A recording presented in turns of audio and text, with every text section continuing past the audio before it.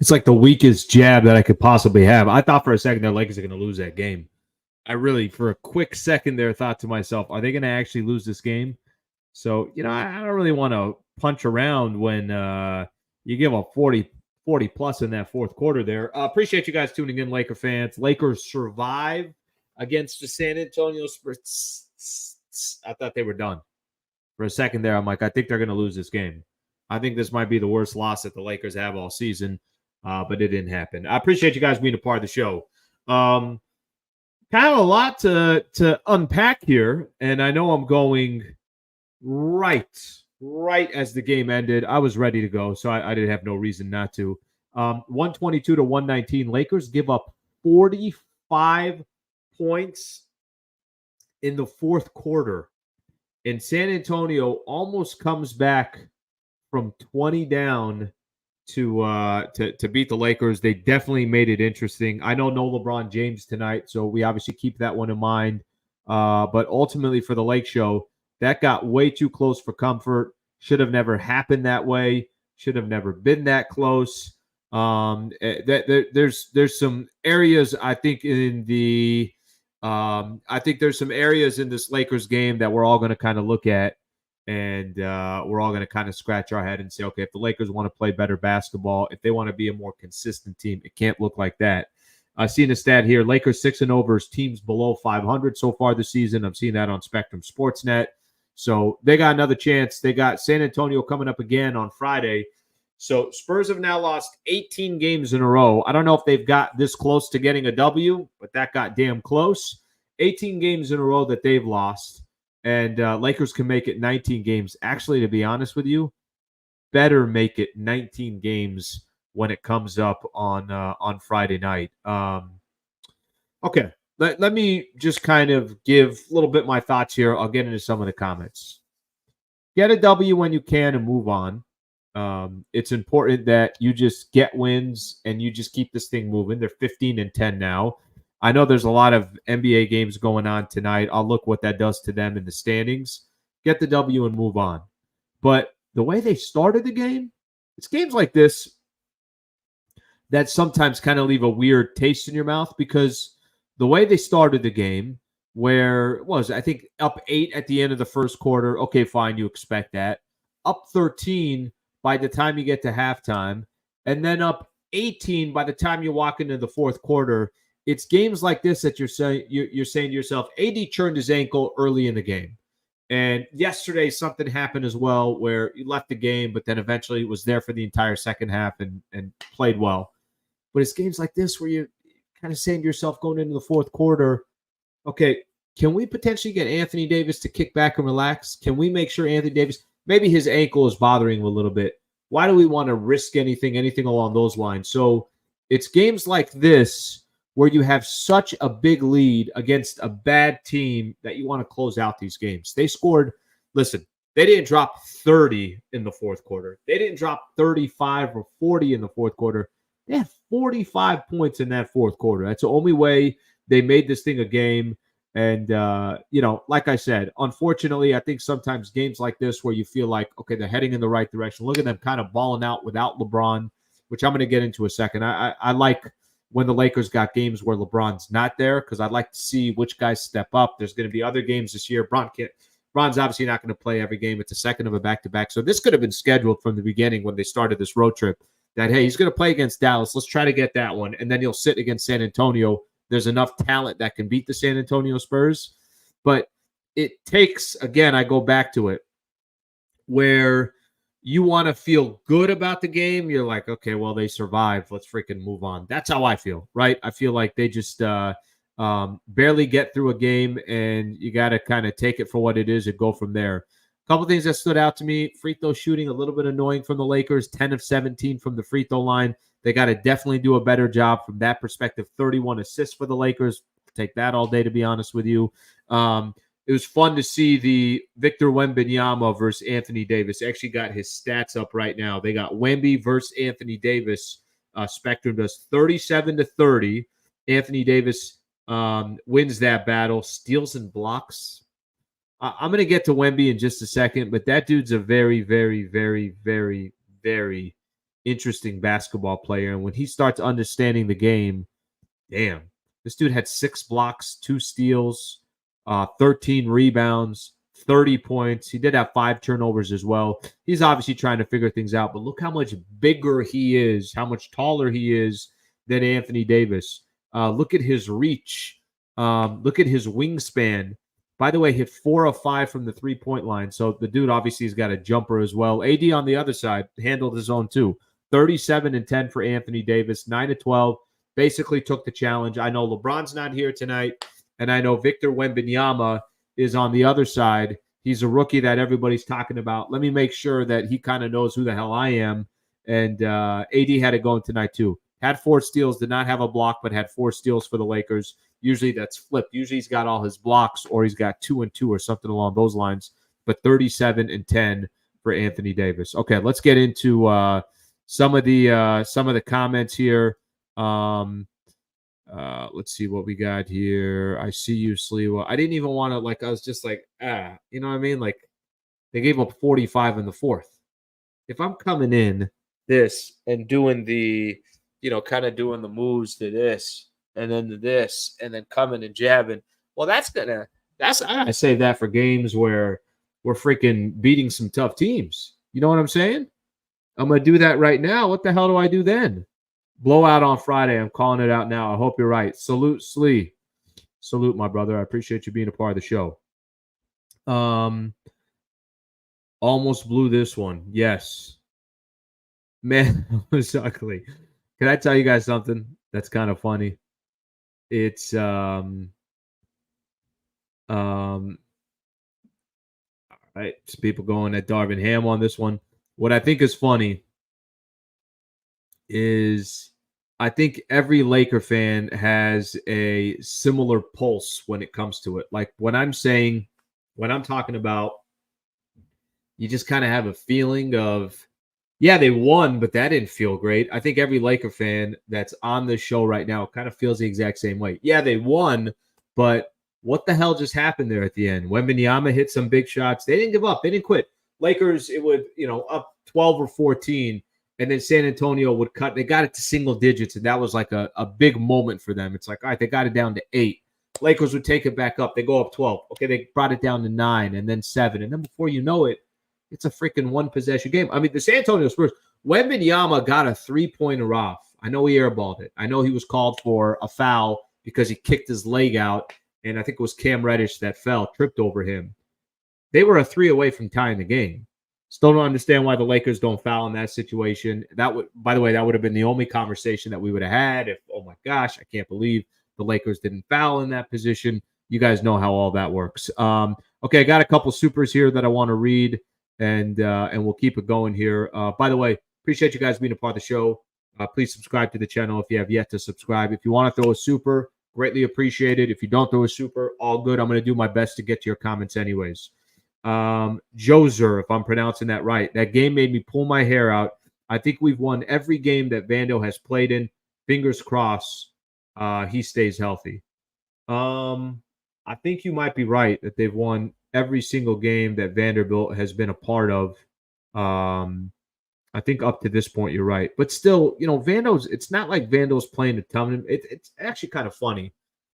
Cam Reddish is having an incredible impact in games where we're not talking about it, but you can clearly see that he's having an impact. Vando, just give him more and more time. He's going to have more, certainly have more of an impact as the games go on. As far as you pulling your hair out, I wish I could do that. You know what I mean? But at the current moment, I cannot do that. And I don't think at any other moment in my life I'll be able to do that.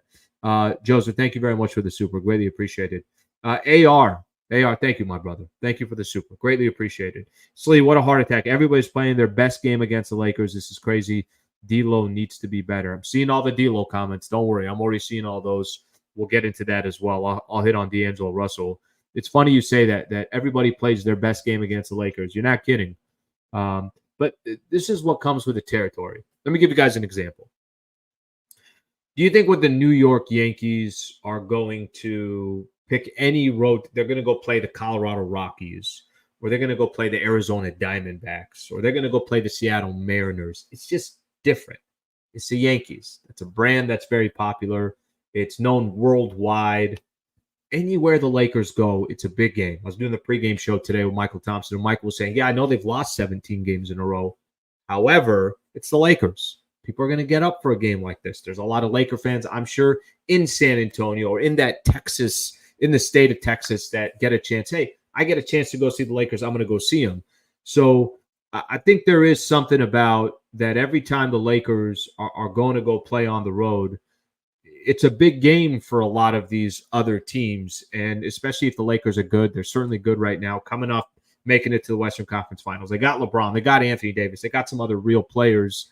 So, yes, I agree that they get everybody's best game. The Dallas Mavericks yesterday, Dante freaking Exum had 7 threes against the Lakers. I'm sure this happens to every team out there, but when it's the team that you're rooting for, it's highlighted more. We're paying more attention to it. So I get all that. I think that's common. But AR, I know what you're coming from. I know where you're coming from on that. And the D-Lo needs to be better. I'm going to get into everybody's individual stats. I appreciate you with the super. Thank you for doing that. Okay, so let me throw this out there real quick, because I think this is going to, as I'm able to kind of go through everybody's box score right here real quick. AD had 37 and 10. Okay, I already talked a little bit about how that matchup was pretty cool matchup to see those players back and forth. And I want to hit on Wemby in just a second. Taurean Prince gave you 17, 5, and 5. Can you ask anything more from Taurean Prince tonight? I can't. 32 minutes of play, was effective offensively, hit some big shots, hit 4 threes for the Lakers, so keep that one in mind. And then he had the 5 assists, the 5 rebounds, and the 2 steals. Taurean Prince, excellent tonight. You can't ask for anything more. And I thought, on the Spectrum broadcast, Billy Mack and Stu Lance are kind of going out of their way to highlight, hey, this guy's having a really good night tonight. Let's give this man his credit. And I agree with him. Rui, I sent out a tweet before the game started. Would really like to see Rui have a good game. Rui didn't have a bad game. He shot 6 of 10 from the field, ended up playing about 24 minutes or so, somewhere around there. 13.7 rebounds. The only thing I was hoping Rui could do more of, because LeBron's there, just even be more aggressive. He was aggressive early. He had 9 points in the first quarter, maybe even more than that. I know at one point, I think it was 9 in the first quarter. He had 9 in the first quarter, only 4 the rest of the way. So I want to see Rui. I really want to start to see Rui get into some type of a groove. They're going to need that, man. And I know he's kind of dealt with injuries all game, but ultimately for the Lakers, at some point, we're all going to be looking at him saying, okay, Rui, got to see some more consistency out of you. Cam Reddish already got into 10 points, 3 steals, 4 of 7 from the field, all over the place, knocking the ball out of the other. Even if he doesn't get a steal, he's a nuisance on the defensive side. So Cam, I continue to just compliment what this man has done. He's been a big, big contributor to the Lakers, and it's kind of been one of those guys, just kind of found him in the sense of nobody really knew what he was going to be bringing to the table this year, and he's been excellent. So I really love to point out what Cam Reddish has been doing. D'Lo, 6 of 13 from the field. What did he end up playing? 33 minutes, 12 points, 10 assists, 3 steals. Can I ask Laker fans a question here? I know D'Lo didn't hit a 3. I know there were times where he was really, really quiet. I'm curious tonight why everyone is saying, well, D'Lo, D'Lo, D'Lo. Tell me what of D'Lo's game tonight. And listen, LeBron's not there, so D'Angelo Russell, certainly you're looking for him, expecting him to do more. I'll take 10 dimes any given night. I know the 12 points is not a lot of points. He did have 3 steals. Only took 13 shots, so he was 6 of 13 from the field. Only got to the free throw line once. So for those who are kind of going after D'Lo, let's give me a little bit more details. This could just be simple that Laker fans are looking towards the future and asking, should D'Lo, is he in the mix here? Is he not in the mix here? But give me some more details exactly what you're talking about in reference to D'Lo, and we could take it from there. Okay.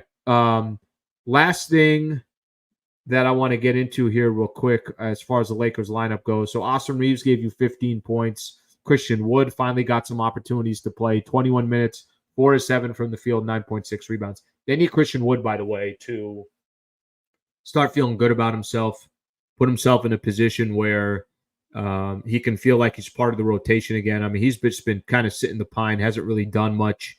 That part's going to eventually be, It'd be nice for him to know that he's a part of the rotation.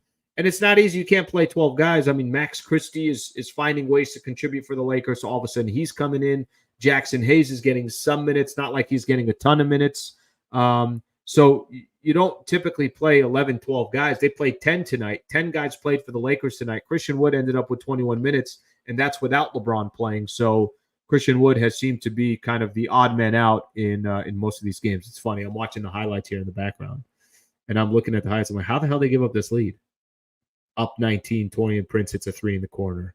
Cam Reddish gets another steal. Feels like Cam Reddish, every other possession, he's coming with a steal. He's tipping balls. That's when he gives the you're too small. But it's like, when did the lead just go? And it went so fast. From 10-12 up, the lead just, before you know it, it became a one-possession game. Even Austin Reeves hitting the three. I mean, Lakers looked like they were balling, and then this thing just completely came unglued. Okay, let me see what else we got here from our people. AD is the best player in the league when he wants to be. I like his game. I think in the playoffs he will make some shots we will need. It won't be like last year. Trust. Okay, Tony, I like that. Giving me some context there in regards to, I'm assuming there you're giving me some context on D'Angelo. Okay, let's see some more of these comments here. Sometimes I just got to forward because D'Lo averaging 10 points a game in December. Dan, I appreciate this. Yeah, I heard that during the broadcast that he was struggling in December, and look, he's too skilled of a player, and they're depending on him. 10 points is not enough. I know that. You know that.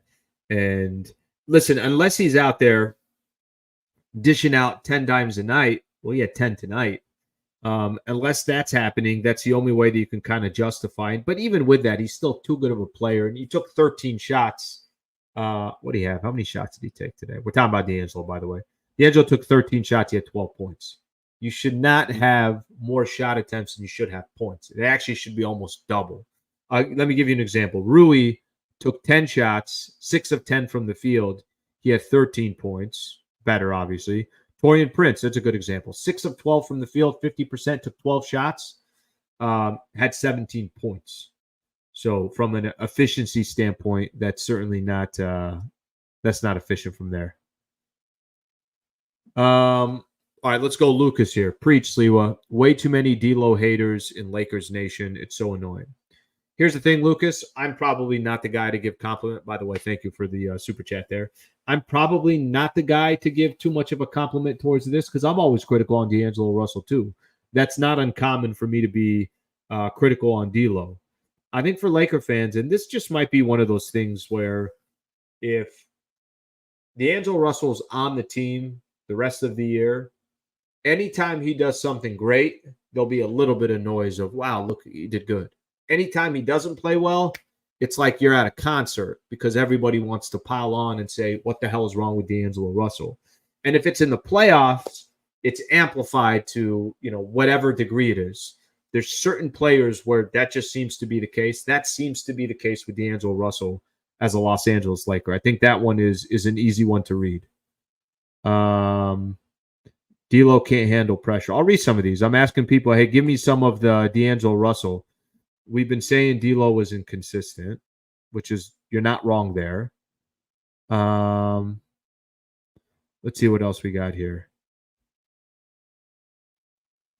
I just want to read a couple of these that we got. D'Lo can't handle pressure.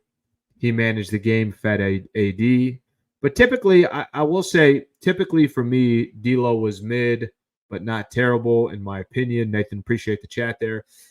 Typically, if D'Angelo Russell, you might get 3 or 4 that are critical, 1 that's defending him. That's just, I think, how it is with Laker fans. By the way, that might not change. And there's a lot of times I'm like that as well. Slebo, what was D'Lo's plus minus? So D'Lo's plus minus -6. If we're looking at it just from a plus minus, I will tell you this, and that's a good stat to bring up. It doesn't tell the whole story, but it tells a story. If we're looking at it from a plus minus, let me help you out here. Every starter for the Lakers was a plus, except D'Lo. He was the only minus. Cam was a plus 11. Rui was a plus 14. AD a plus 5. Torian Plinth a plus 3. And D'Angelo Russell was a minus 6. So everybody was a plus. Max Christie was a plus 8. But he's coming off the bench. I mean, hell, Austin Reeves, who I thought had a good night. That's why sometimes it's not the most fair way to describe whether somebody was playing good or not. I think the best point that anybody made there was that D'Lo in the month of December is only averaging 10 points. So D'Lo looks worse when he doesn't score since his defense is suspect. Fair. When D'Lo not on the floor, Lakers can only play ISO. I will say this, D'Angelo Russell is a very unselfish basketball player. The dude likes to facilitate rather than, obviously just look for himself. I would say that he's not aggressive enough. There's times. That's why maybe I liked when he was talking his you-know-what against Bruce Brown, because I don't see that side of him very often. And I wish I saw that side of him more frequently. Okay. Let me talk real quick about I'll read more of the comments, so feel free to get into the comments. We'll do this real quick as well. If you guys want to throw in where you're tuning in from, feel free to. We do roll call pretty much every time after the Lakers win. I'll get into that a little bit later, but if you guys want to start stacking where some of those are, I'll give you guys some shout outs. I want to talk about AD and Victor Wembanyama here for a quick second. That was fun. As somebody, I saw Wembanyama's first game. I saw part of the game where he played Chet Holmgren against the Oklahoma City Thunder. NBA.com does their rookie every week. They have like their rookie MVP or rookie of the year rankings, and it's basically Chet and Victor Wembanyama that go back and forth. Listen, nobody is saying that Wembanyama is not a baller. The problem is it's tough to pay attention to the San Antonio Spurs when you've lost 18 games in a row. When he had a game early in the season where I think he was going at KD, had a really good game, 30 plus. They started the season out 3-2, and it's like, damn, I'm gonna start following this guy. There's not much to follow when his team's lost 18 games in a row. But I thought tonight, getting a chance to see him kind of do his thing and take the challenge against Anthony Davis and Greg Popovich not really caring about how many fouls he has. It's no, just play, just learn.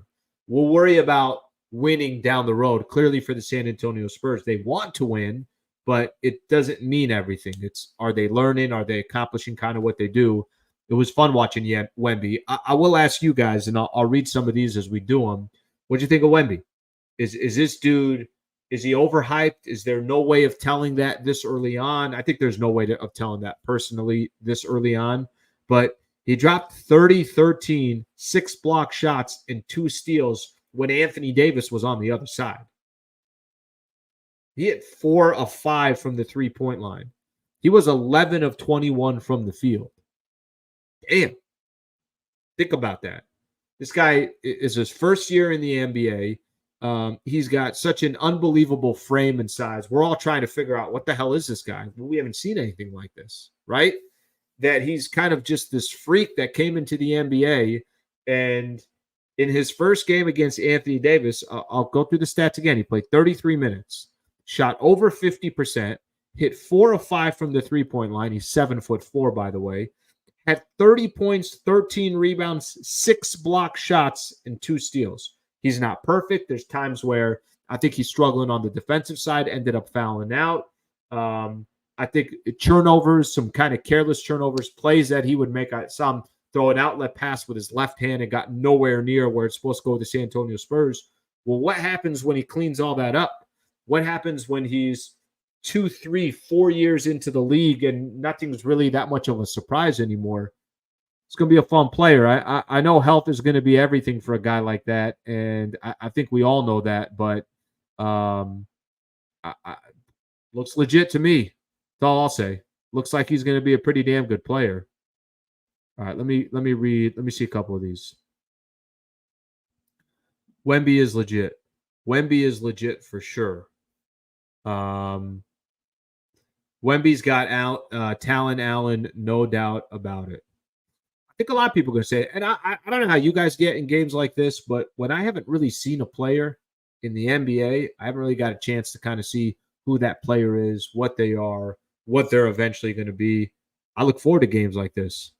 Um, I I look forward to seeing players that I don't know all that much about and I haven't got a chance to see, and there's a lot of hype behind them. There's just random players too. Like I remember last year, trying to think of just young guys that are coming up in the league. Chet Holmgren getting a chance to watch when the Lakers played him. I'm like, yeah, he's pretty good. There's a dude out of Toronto. I remember last year, Scotty Barnes, getting a chance to watch him a couple times. I'm like, who the hell is this guy?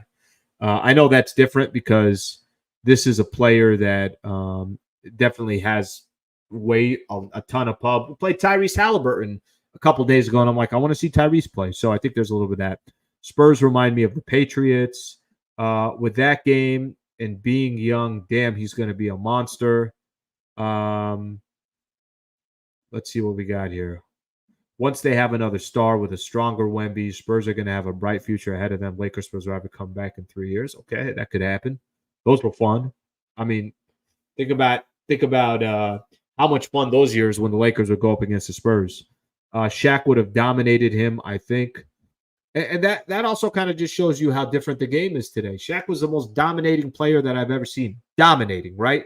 Not the best player, not the most talented, but dominating. There were games where it's like it didn't matter. You could throw 2-3 guys. Shaq was posterizing dudes.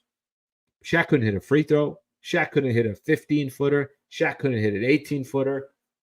Shaq, of course, would not take a shot from the three-point line. Today's game, Wemby is, bringing the ball up the floor if he needs to, can handle the pressure if a guard is even trying to guard him or somebody else, and can hit 4 of 5 from the three-point line. That's that's pretty damn impressive. All right, let's see what we got here. A lot of people still going at D'Lo. I think most Laker fans have a bad taste in their mouths from D'Lo being our number 2 pick. Could have had Tatum. We want him to succeed, but can't hold him to that standard anymore. Fair. I don't think there's anything in there that's not fair. Tell me anything that's in there that you guys would say is unfair. I don't think there's too many things that are unfair right there. I think those are completely fair. All right, let me read a couple more comments here. I think, by the way, all these comments all have legitimate points. I see it different. D'Lo's controlling the pace and moving the ball. D slow, doesn't play defense. D'Lo's polarizing. Whether you guys see it or not, he is very, very, very polarizing.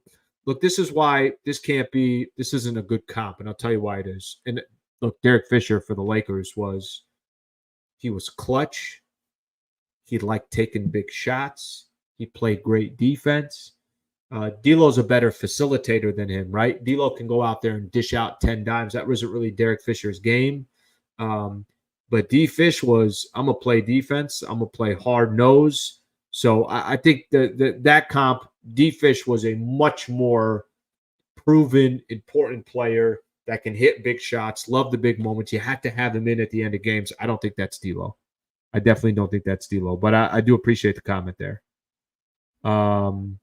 It's interesting, right? Like the Lakers kind of find themselves in a position here where they're trying to figure out, I think from a perspective of how much can we rely on D'Angelo Russell?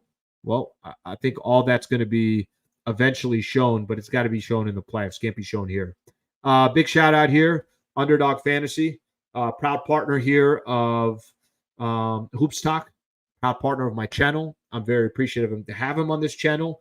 If you play daily fantasy sports, let me tell you a little bit about Underdog Fantasy.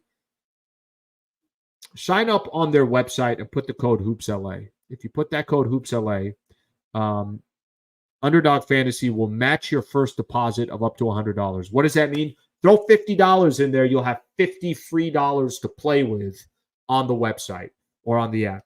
Throw $100 in there, up to $100. You have $100 free to play with on the app.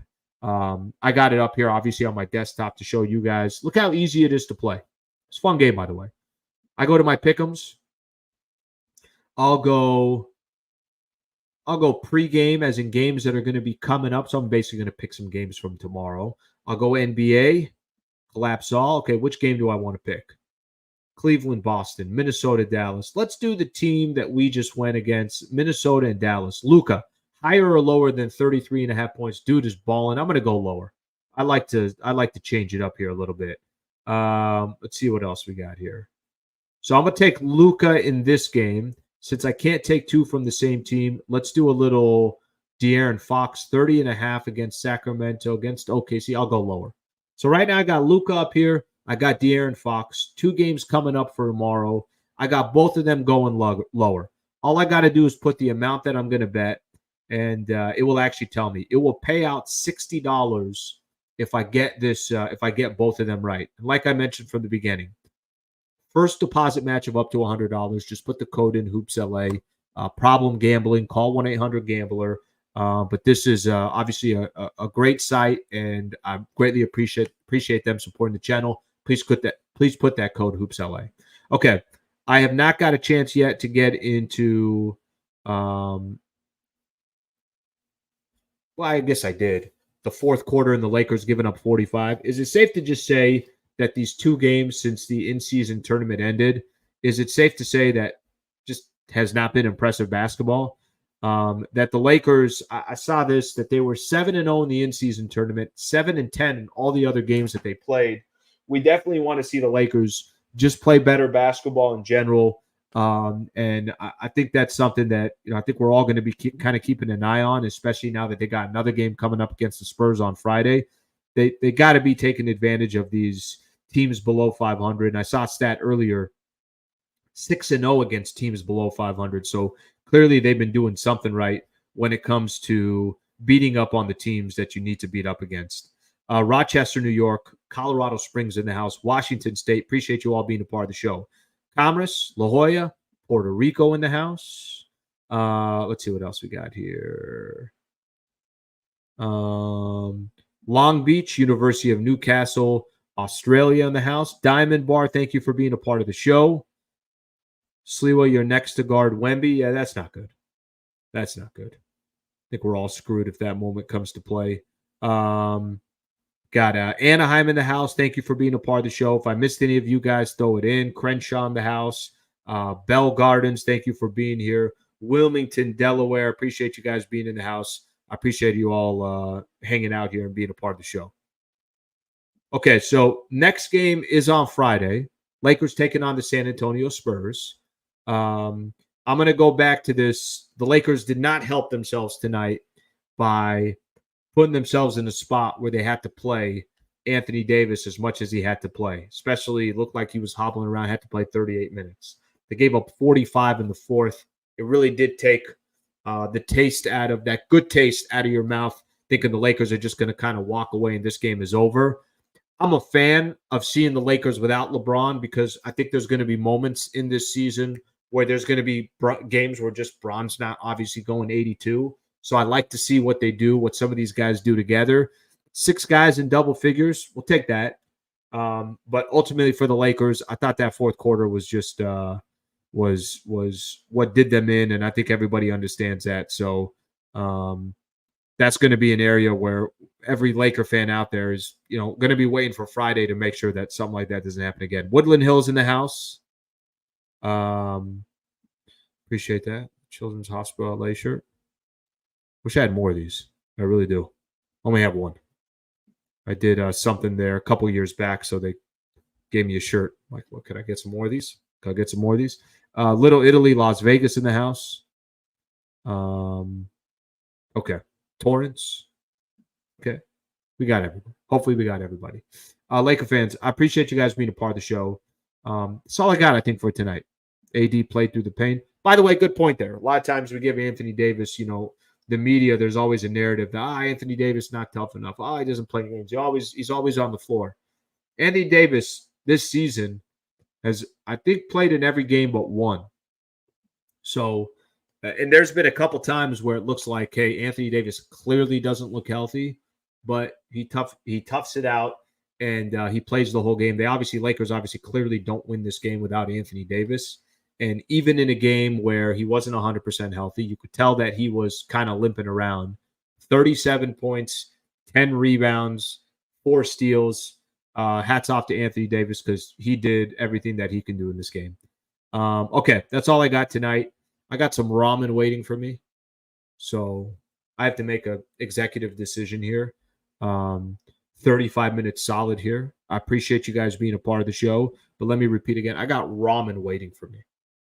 What would you guys do in this situation?